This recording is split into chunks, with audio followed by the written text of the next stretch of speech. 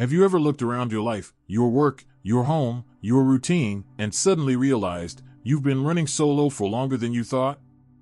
Not lonely, exactly. You're busy.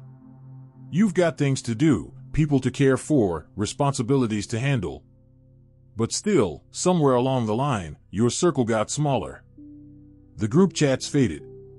Coffee catch-ups turned into "we should do this more often" promises that no one ever followed up on. It's not your fault.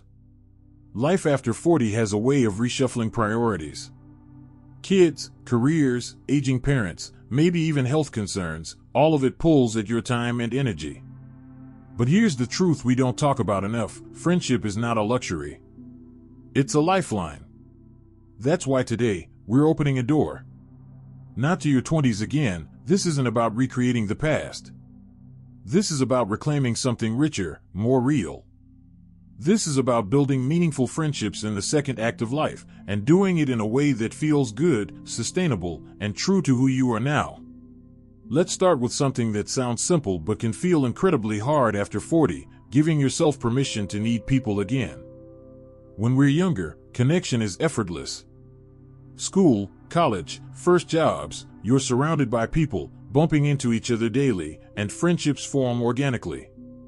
But then adulthood sneaks in with its full inboxes and early bedtimes, and we start telling ourselves a quiet lie: I'm fine on my own. The thing is, we're not wired to go it alone. Science backs this up again and again. Social connection boosts longevity, reduces stress, and literally strengthens your immune system. But beyond that, there's something deeply human about being seen. Really seen. And you deserve that. Even now. Especially now. So how do you begin, without feeling awkward or like you're forcing something? Here's a shift in mindset that helps. Instead of finding friends, think about making room. That might look like this: you linger 5 minutes longer after your child's soccer practice and strike up a conversation with another parent, not because you have a goal in mind, but because you're open. You ask the colleague you actually like if they want to grab lunch next week. You follow up when someone says, "We should catch up." Small things. Low stakes. But they open doors. And if those doors lead to deeper connections, that's where the magic begins. Let's talk about a second piece that matters more than we give it credit for: consistency. You don't need to be the life of the party. You don't have to say yes to every dinner invite. But meaningful friendships don't bloom in isolation. They grow from rhythm, from presence, from showing up even when it's inconvenient. There's a friend of mine, let's call her Lisa. We met through work, hit it off during a project, and then the project ended. Normally that would have been it. A few polite emails, maybe a like on social media, and fade to black. But Lisa did something different.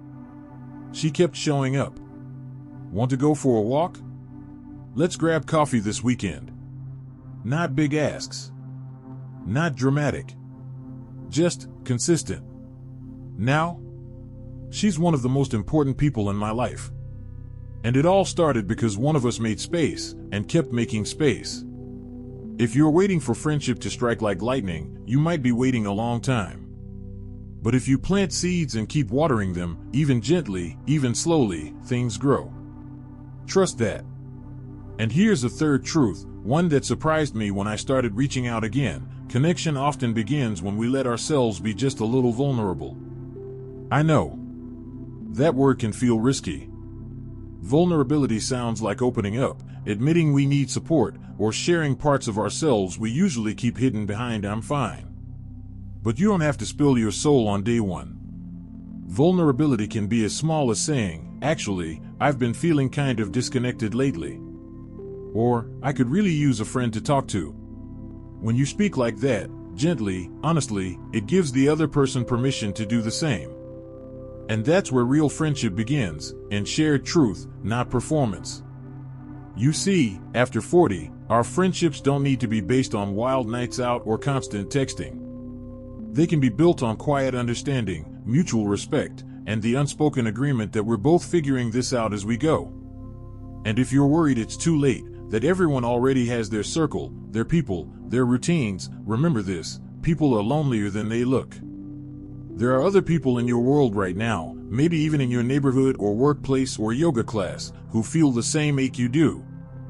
They just don't know how to start. Maybe you'll be the one who does. Take that walk. Make that call. Say yes to that invite, even if you're tired. Especially if you're tired. Because here's the thing, friendship after 40 isn't about quantity. It's about quality. It's about finding the kind of people you can laugh with, sit in silence with, grow with. People who remind you that you're not alone, and never really were. And the beautiful part? You don't need to force it. You just need to stay open to connection, to conversation, to the possibility that your best friendships might still be ahead of you. Sometimes, the hardest part isn't reaching out. It's what happens next. You text someone, they don't respond for days. You go for that coffee, and it's okay, but not quite the spark you hoped for. And suddenly, your brain whispers, maybe it's not worth the effort. But let me tell you something, friendship isn't always instant chemistry. It's not always fireworks. Sometimes, it's a slow burn. That's why the fourth key to rebuilding meaningful connection after 40 is patience. Real friendship, deep, soul-feeding, Sunday morning text kind of friendship, takes time. And that's okay. Think about any long-standing relationship in your life. It probably wasn't built overnight. There were awkward starts, missed signals, moments of silence, and then something clicked. Friendships are a lot like gardening. You prepare the soil, plant the seed, and then you wait. You don't dig it up every day to see if it's growing. You water it, you nurture it, and you trust. That trust, that patience, it's the bridge between a casual acquaintance and someone who becomes part of your life. I remember a guy named Marco. We met through a mutual friend and started meeting up for the occasional Saturday hike. We didn't talk about deep stuff for months. It was all surface level, work, weather, weekend plans. But one day, maybe 6 hikes in, he mentioned his mom had passed away a few months earlier. Just like that, the tone changed. A door opened. And I realized that moment would never have happened if I'd judged the connection too quickly, if I'd given up after hike number 2.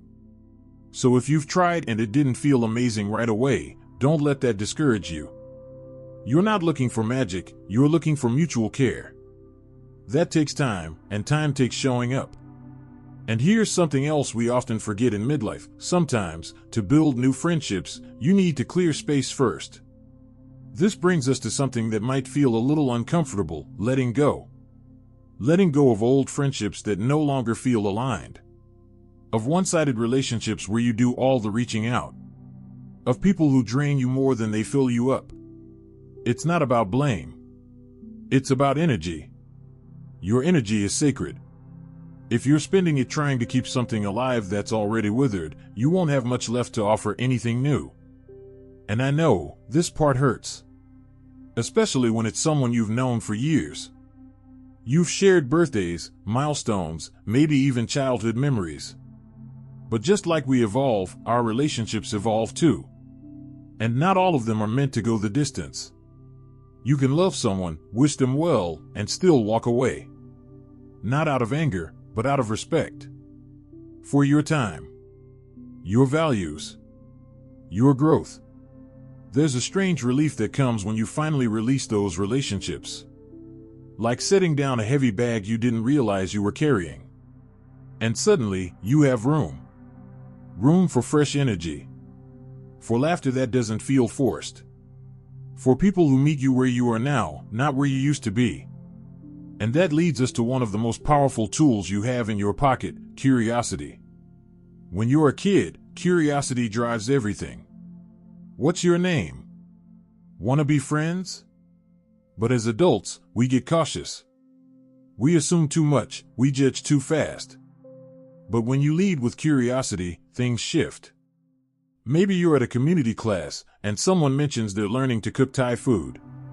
Instead of nodding politely and moving on, you say, "That's awesome, what's your favorite dish to make so far?" That one question? It can spark a conversation that turns into connection. Curiosity is generous. It says, I want to know more about you. And that's magnetic. It's how we form bonds. Not through impressive stories or shared hobbies, but through attention. Through listening. Through the small, thoughtful moments where you show someone they matter.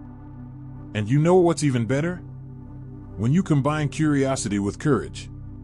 Courage to say, hey, I really enjoyed talking to you. Would you want to grab coffee sometime? Courage to be the first to follow up. Courage to admit, I'm trying to put more effort into my friendships lately. That kind of honesty? It resonates. People crave it.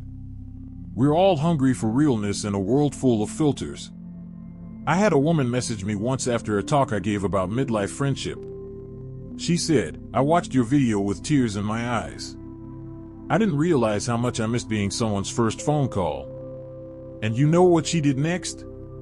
She messaged an old friend she hadn't talked to in 2 years. They had lunch. Then dinner. And now? They take a weekly walk together, just to talk about life. All it took was one message. One decision. One moment of courage. You don't have to build an entire new social life in a day. But you can start. Right now. With one person. One hello. One honest conversation. And you don't have to do it alone. We're in this together. There's a moment that happens, often quietly, after you've started reaching out again, after the coffees, the texts, the slow reweaving of connection. It's the moment where you realize, I'm not invisible. That's the power of friendship in midlife. It brings you back to yourself. Not the version of you that's always fixing, leading, providing, planning, but the version that laughs loud, listens close, and feels fully human in someone else's presence. And sometimes, to really let that version shine, you have to redefine what friendship even looks like now. Because let's be honest, life is busy. At 40, you're not exactly lounging around waiting for spontaneous hangouts. You're coordinating schedules, managing families, catching up on sleep, or at least trying to. So instead of fighting that reality, here's a truth that changed everything for me. Meaningful friendship can be small and still be real. It can be a 20-minute phone call while you fold laundry. A quick check-in message that simply says, thinking of you. A once-a-month brunch you both mark in your calendar like it's sacred. And maybe it is. There's no gold star for who texts most or plans the best getaways. The reward is the feeling of being understood. Of not having to explain your whole backstory just to vent. Of laughing so hard you forget, for a second, how tired you are. Let me tell you about my friend Dana. She's a single mom of 2 with a full-time job and 0 extra hours. And yet, we have this agreement: every Friday, at 7:30 p.m., we send each other one voice message. Not a phone call. Not a Zoom. Just a simple, raw, 2-minute recording about our week. Sometimes we cry. Sometimes we rant. Sometimes we just say, I made it. It's one of the most honest relationships I've ever had. And it fits our lives as they are, not as we wish they were. So maybe that's something to hold on to. Your friendships don't have to look like anyone else's. They just have to feel true. And sometimes, true means surprising. Because after 40, one of the most beautiful shifts you can make is opening yourself up to people outside your usual type. The ones you wouldn't have connected with in your 20s. The ones whose life stories are wildly different than yours. Because here's the secret: richness doesn't come from sameness. It comes from depth. From the layers people bring into your life, if you let them. A retired neighbor who teaches you patience. A younger coworker who reminds you how to dream again. A friend from another culture who invites you to see the world through a new lens. The world is full of people waiting to meet you. To learn from you. To laugh with you. You just have to be willing to expand your circle and say yes, even if it feels unfamiliar at first. And when you do meet those people, don't underestimate the power of being the one who holds space. The one who remembers birthdays. Who sends that "how's your mom doing" text. Who follows up after the hard week. Because being a good friend isn't about being perfect. It's about being present. You don't need to impress anyone. You just need to show up in your own way, at your own pace, with your whole, honest self. And that's the final, maybe most important piece of this whole journey, the friendship you rebuild with yourself. Because the truth is, until you treat your own company with compassion, until you speak to yourself with the same kindness you offer others, until you believe that you are worth knowing, friendship will always feel like a performance. But when you root down into self-acceptance, when you start liking your own company again, you'll notice something beautiful. The people you attract begin to mirror that energy. They're not looking for the old version of you, or the shiny one. They're drawn to your realness, your groundedness, your calm. And in that space, friendship flows easier, more naturally. No masks, no trying, just connection. So, wherever you are right now, in the quiet of your living room, on your lunch break, maybe even out on a walk, I want you to take this with you. You are not too late. You are not too far gone. You are not alone. Every season of life gives you another chance to connect. This one is no different. In fact, it might be the most meaningful one yet. Because now you know what you value, what you want, what kind of people make you feel alive instead of drained. And now, you're brave enough to go find them. So here's what I want you to do. Think of one person you miss, or admire, or want to know better. Just one. Send the message. Make the call. Take the walk. Because the next chapter of your social life doesn't start with a grand gesture. It starts with one small yes. And I'll be here, cheering you on every step of the way. You know, sometimes we think we need to fix everything to feel connected again. We tell ourselves, once I lose the weight, or once the kids are older, or once I have more time, then I'll work on my social life. But the truth is, connection doesn't wait for perfect conditions. It thrives in the middle of your beautiful mess. You don't need to be more polished, or more interesting, or more available. You just need to be open, to give and receive, to be seen and to see others, exactly as you are right now. I know that might feel scary. Vulnerability always does. But it's also where joy sneaks in. There's something sacred about being known in midlife. Not for what you've achieved or survived or built, but for who you've become. The quiet resilience. The depth of your humor. The way you show up for people, even when your tank is low. That kind of knowing? It's rare. But it's real. And it's waiting for you. Maybe it starts with a Sunday market stroll and ends with a decade-long friendship. Or maybe it's a neighbor you start waving to more often, until one day, you're sharing coffee and heart stories on the front steps. You don't have to know where it will lead. You just have to start. And hey, if your past friendships left scars, I get it. Betrayals, ghosting, the friends who disappeared when life got hard, those things stay with us. But they don't have to define what comes next. You are not your past disappointments. You are not the friendships that faded. You are the connection you're choosing now. And maybe the most revolutionary thing you can do after 40 is believe this simple truth: you're still worthy of new beginnings. Still worthy of deep belly laughs and spontaneous hugs. Still worthy of late-night talks that restore your faith in people. Still worthy of being someone's safe place. So if this video finds you in a season of solitude, or even silence, let it be the nudge you needed. Reach out. Invite someone in. Not perfectly. Just honestly. Because midlife isn't the end of connection, it's the doorway to something even deeper. Friendships that aren't about popularity or proximity, but about soul. About shared truths. About holding each other through the storms, not just celebrating the sunshine. And I'll say it one last time, because it's worth repeating. You're not too late. You're right on time. If this video stirred something in you, I'd love to hear about it in the comments. Share your story.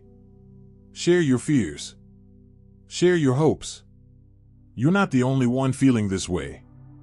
And your words might just be the mirror someone else needed. If you haven't yet, go ahead and hit that like button, subscribe, and share this with someone you care about. This is more than a video. It's an invitation to rebuild, reconnect, and remember how good it feels to be truly seen. Until next time, be gentle with yourself. Be bold with your yes. And never stop believing in the power of human connection. Here's to you. Here's to the friendships still waiting to be made. Here's to living richer, warmer, and more connected, starting today. Take care, my friend. I'll see you soon. And maybe, just maybe, you needed someone to remind you of this today. That friendship isn't measured by how many people surround you, but by how deeply someone understands you. That it's okay if your circle is small, as long as it's real. That feeling disconnected doesn't make you broken, it just makes you human. We live in a world that celebrates busyness but rarely pauses for presence. That praises independence but often forgets the joy of interdependence. But midlife invites a shift. A chance to say, I don't want shallow anymore. I want real. You're not looking for someone to fill space. You're looking for someone who fills your soul. Who remembers how you take your coffee. Who texts made me think of you when they see something you'd love. Who doesn't just show up when life is easy, but stays when it's hard. And you? You're capable of being that person too. You have wisdom now. Grace. You've seen enough of life to know that it's messy and beautiful and fleeting, and that friendships are the thread that weaves meaning into it all. So wherever you are in your journey, reconnecting, healing, beginning again, remember, it's brave to reach out. It's powerful to be kind. It's revolutionary to believe that even now, your heart can open wider. And maybe the most beautiful friendships you'll ever have are still ahead of you. If no one has told you lately, you are enough. Just as you are. And there are people out there who would be lucky to know you. So go be seen. Go be known. Go be someone's warm yes in a world full of maybes. You've made it this far. You're ready now. And when you look back one day, you might realize this wasn't just a video. It was the start of something. Something real. Something rare. Something worth every step. Thanks for walking a little of the way with me.